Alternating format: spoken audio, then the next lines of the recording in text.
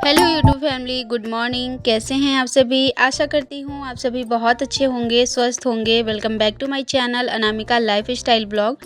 तो फ्रेंड्स, आप सभी का एक बार फिर से स्वागत है एक और नए ब्लॉग में, एक और नए दिन के साथ। तो आप लोगों को पहले बता दूं कि आज का जो दिन है वो है संडे। और सबसे पहले आप लोग ना एक लाइक ज़रूर करिएगा और एक छोटा सा प्यारा सा कमेंट कर लीजिएगा।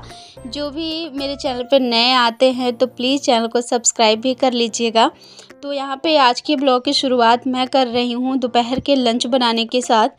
वैसे अभी चावल दाल मैंने बना लिया है, बस ये भुजिया बनाना बाकी रह गया था। तो अभी जो है मैं यहाँ पे आलू छौंक दी हूँ। आलू जब तक भून रहे तब तक इधर मैं पत्ता गोभी काट ले रही हूँ। आज सुबह से धूप थोड़ी ज़्यादा आ गई है। कल तो बारिश था, लेकिन फिर आज सुबह से ही धूप निकली हुई है बहुत अच्छी वाली। और अभी का टाइम ऐसा है ना कि अगर धूप निकलती है तो गर्मी तो लगेगी ही लगेगी, क्योंकि धूप बहुत कड़ी वाली निकलती है। थोड़ी सी ही क्यों ना निकले, लेकिन धूप बहुत कड़ी वाली होती है। और मौसम भी अभी है जैसे अप्रैल चल रहा है, तो मतलब गर्मी लगना तो जाहिर सी बात है ना, लगेगी ही लगेगी। वैसे पिछले बार बहुत गर्मी थी, लेकिन इस बार तो अभी तक हम लोग जो है रात में कंबल वगैरह ओढ़ के ही सो रहे हैं और सुबह भी ठंड थोड़ी लगती है।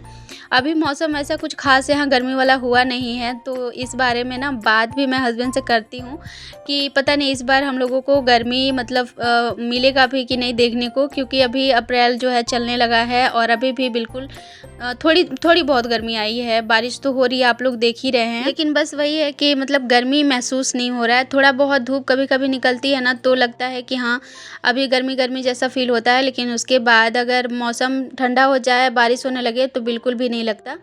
तो यहाँ पे मैं बना रही थी अंदर में किचन में खाना, और कुहू यहाँ पे लेके आ गई थी फ्लावर। तो ना कल से ही ये कर ली है, मम्मी आओ मैं तुम्हारे बालों में फूल लगा दूँ।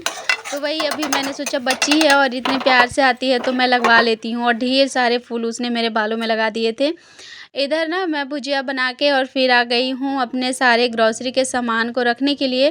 कल हम लोग लेकर जो आए हैं ना वो सारा ग्रॉसरी है, और ऐसे ही ला करके मैं ना एक जगह रख देती हूँ, क्योंकि हम लोग जब आते हैं ना तो इतने ज़्यादा थके होते हैं कि मतलब फिर हिम्मत नहीं होती तुरंत ही ये सब काम करने की, और आते आते फिर शाम हो जाती है, तो फिर रात में हो नहीं पाना है। तो वही है कि मैं ऐसे ही फोल्डिंग पे रख देती हूँ लाके, और फिर जब मुझे टाइम मिलता है अगले दिन मैं कर लेती हूँ सारा ऑर्गेनाइज़।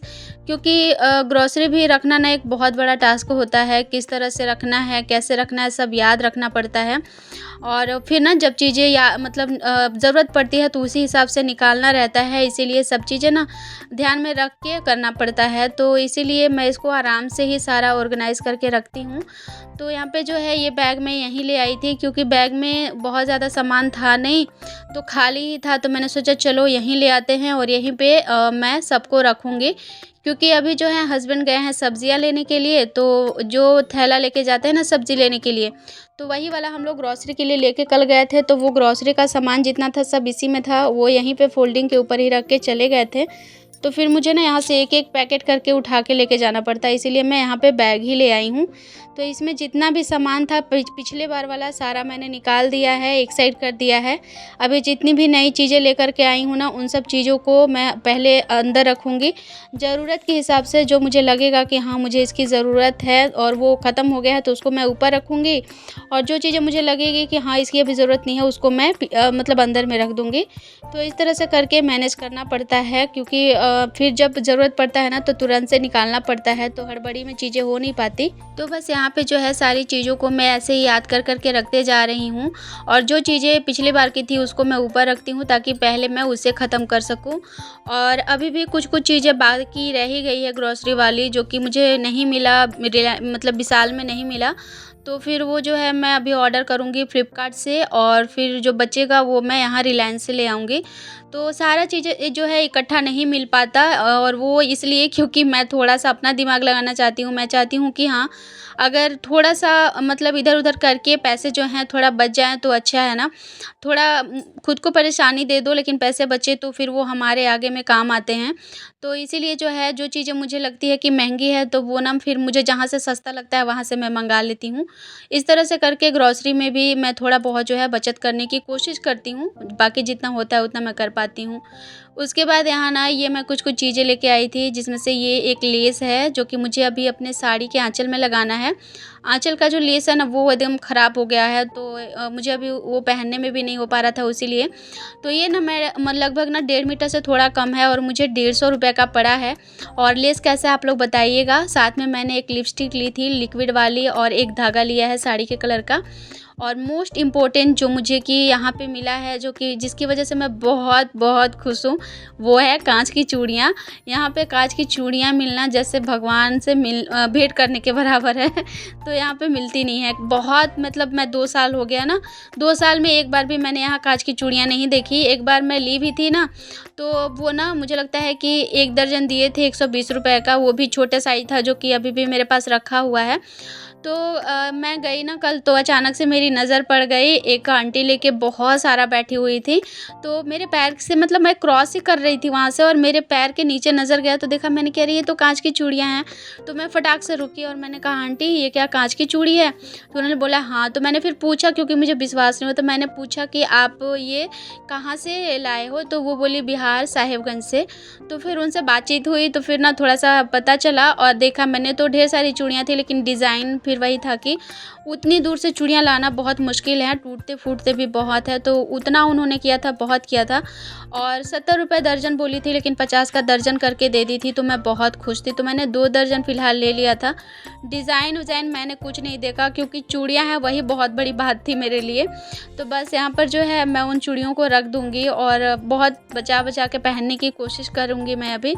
ऑनलाइन भी मँगाते हैं ना काँच की चूड़ियाँ, तो वो बहुत कमज़ोर रहती है, टूट जाती है जल्दी-जल्दी और मतलब अच्छी वाली नहीं मिल पाती। वो वॉलवेट वाली होती है ना, तो वो मतलब ख़राब ही हो जाती है पानी में जाने के बाद। तो यहाँ पे सब चीज़ों को जैसे ही मैं मतलब रख ही रही थी, उतने में हस्बैंड फिर सब्जियाँ लेकर के आ चुके थे।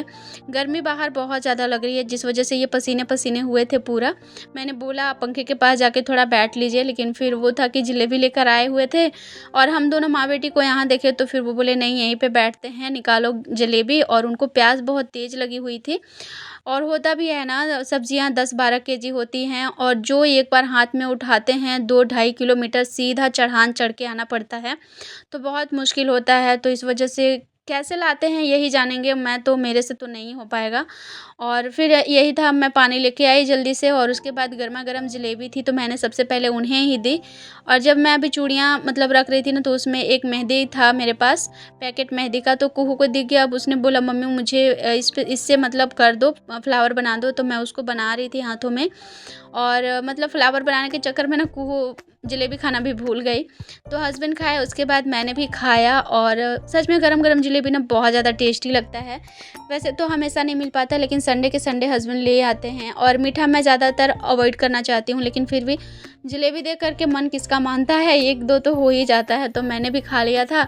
उसके बाद फिर जो है इधर फिर मैं बैठ गई थी सब्जियों को रखने के लिए, क्योंकि टमाटर वगैरह अंदर में थे तो फिर वो दब जाते ना, तो फिर ख़राब हो जाते और पूरा 1 हफ़्ता मैं सब्जियों को स्टोर करती हूँ, तो उस हिसाब से सब्जियों को रखना भी पड़ता है।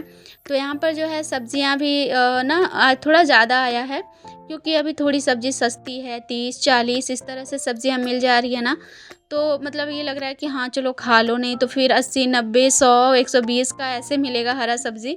तो इसीलिए जो है सब्ज़ी थोड़े से ज़्यादा हस्बैंड ले आए थे।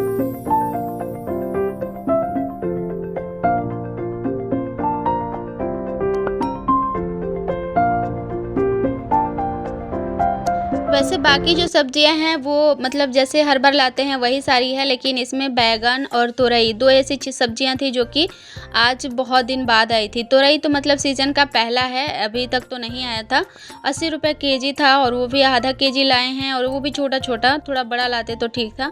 3 या 4 मिला है, वो भी छोटा छोटा साइज़ है। तो ये ना मुरझा जाएंगे जल्दी से अगर मैं नहीं बनाऊँगी तो, इसीलिए थोड़ा बड़ा रहता तो ठीक रहता। और फिर बीट लाए थे, बीट मैंने कुहू के लिए मंगाया है कि अभी इसको बीट का जूस बना के दूंगी तो हो सकता है थोड़ा कुछ फ़ायदा हो।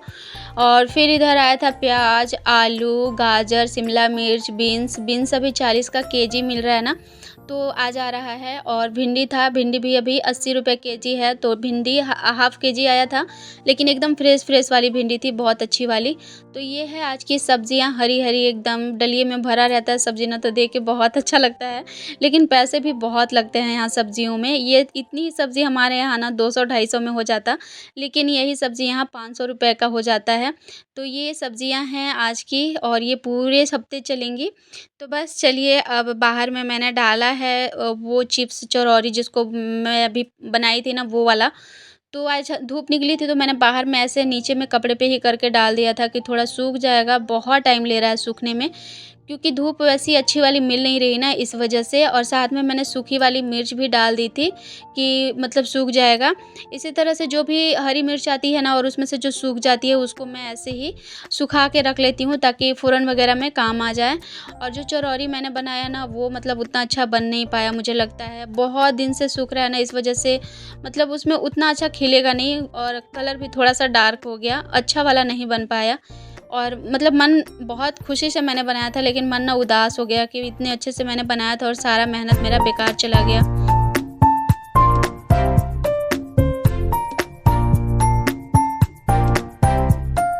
अभी जो है शाम का टाइम हो चुका है, और अभी मैं मिल रही हूँ आप लोगों से।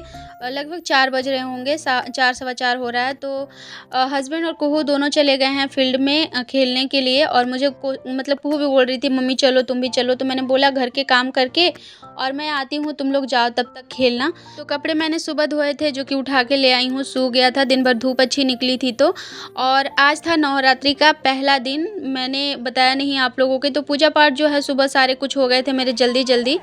और उसके बाद जो है फिर मैं भी सारे काम घर के करके और आ गई थी फील्ड में। तो यहाँ पे जो है चल रहा था मतलब हम दोनों माँ बेटी का, क्योंकि कुहू पहले से खेल रही थी पापा के साथ तो थोड़ा थक गई थी, तो फिर उसने बोला कि मेरे साथ तुम खेलो मम्मी, तो मैं यहाँ कुहू के साथ बॉल खेल रही थी।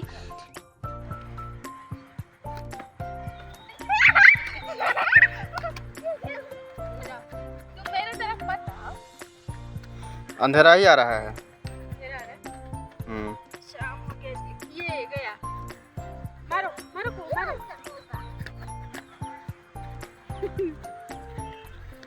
ये